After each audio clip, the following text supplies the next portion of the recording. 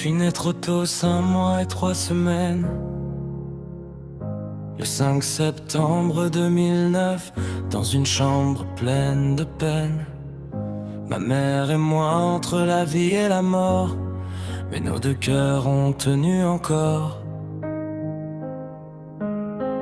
2 mois d'hôpital avant de rentrer chez moi.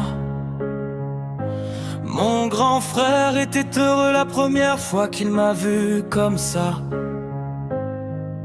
J'ai grandi entre bronchite et bronchiolite, avant que d'autres douleurs arrivent trop vite.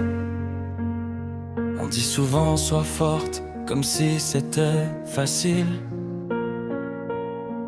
mais personne ne voit les tempêtes derrière un sourire fragile. Je porte des cicatrices que personne ne regarde, des souvenirs qui me suivent même quand je baisse la garde. J'ai grandi avec la peur de jamais être assez, trop grosse, trop sensible, trop facile à blesser. Mais sous les insultes et sous les regards froids, il reste encore une enfant qui veut qu'on la voie. Une fille qui voudrait juste apprendre à s'aimer après des années entières à se faire détester. Le harcèlement a commencé dès le CP. Le CE1, des mots jetés dans la cour qui me brûlaient les mains. Au collège, c'était pire, les regards sur mon corps, comme si chaque défaut devenait un trésor pour les autres. On me jugeait sur mon poids, sur mes formes, sur ma peau, sur tout ce que je cachais sous des pulls trop gros. Puis la pilosité est arrivée sur mon visage, comme si mon reflet voulait me faire davantage de ravages. En 4e, j'ai commencé à décolorer, à épiler chaque poil que je ne pouvais plus supporter. J'ai vu des spécialistes passer des examens, espérer qu'enfin quelqu'un comprenne mon chagrin. Puis les mots sont tombés, SOPK, des lettres froides qui résonnaient comme une faute, comme si mon corps voulait toujours me trahir, comme si être moi-même devait forcément faire souffrir. Je me sentais déjà trop grosse dans leur regard, et cette maladie venait ajouter du noir. Je regardais les autres filles vivre normalement, pendant que moi je me détestais silencieusement. Je porte des cicatrices que personne ne regarde, des souvenirs qui me suivent même quand je baisse la garde. J'ai grandi avec la peur de jamais être fait, trop grosse, trop sensible, trop facile à blesser. Mais sous les insultes et sous les regards froids, il reste encore une enfant qui veut qu'on la voie. Une fille qui voudrait juste apprendre à s'aimer après des années entières à se faire détester. Je n'ai jamais connu mon papy maternel, il est parti avant même que j'ouvre les yeux vers le ciel.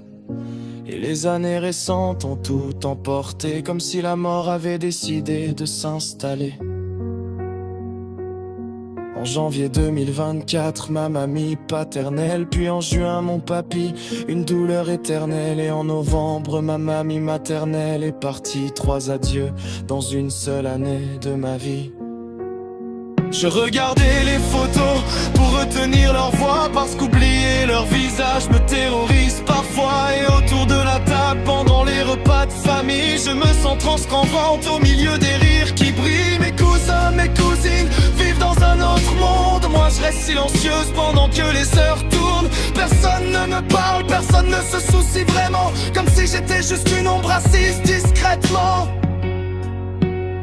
Et puis y a eu la dépression de ma maman en 2021. J'avais seulement 11 ans et le cœur plein de chagrin. La dépression l'a emporté loin de la maison. J'ai appris à vivre sans elle quand elle était à l'hôpital. Je restais avec mon père et mon grand frère le soir, à espérer qu'un jour elle revienne.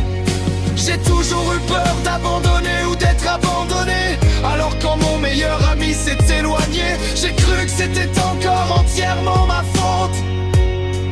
On n'est jamais sortis ensemble, mais moi je l'aimais vraiment. Il y a 9 mois et demi, c'était notre première fois, comme 2 adolescents qui voulaient découvrir leur corps. Je lui ai montré ce corps que je déteste regarder. Il savait combien je souffrais de mon reflet. Et depuis son départ, quelque chose s'est brisé. Je n'ai que 16 ans et déjà tant de blessures, des tempêtes cachées derrière mon allure. Je n'ai jamais eu de petits copains, et parfois je me demande si quelqu'un me prendra la main. Je suis hypersensible, je ressens tout trop fort. Chaque mot devient une vague qui me pousse vers le bord. Et depuis 3 mois, y avait ces marques sur mes cuisses, comme si la douleur physique pouvait couvrir le vide. Pendant 2 mois, j'ai gardé ce secret dans ma peau, même si ma meilleure amie connaissait les mots. Je voulais juste arrêter de penser quelques instants, faire taire dans ma tête ce bruit épuisant. Je déteste mon air, je le trouve horrible, comme si mon reflet était devenu ma cible. Mais au fond de mes nuits, il reste encore une voix, une toute petite lumière qui refuse de mourir en moi. Je porte des cicatrices que personne ne regarde, mais je suis encore debout malgré toutes les écharpes. J'ai survécu trop tôt avant même de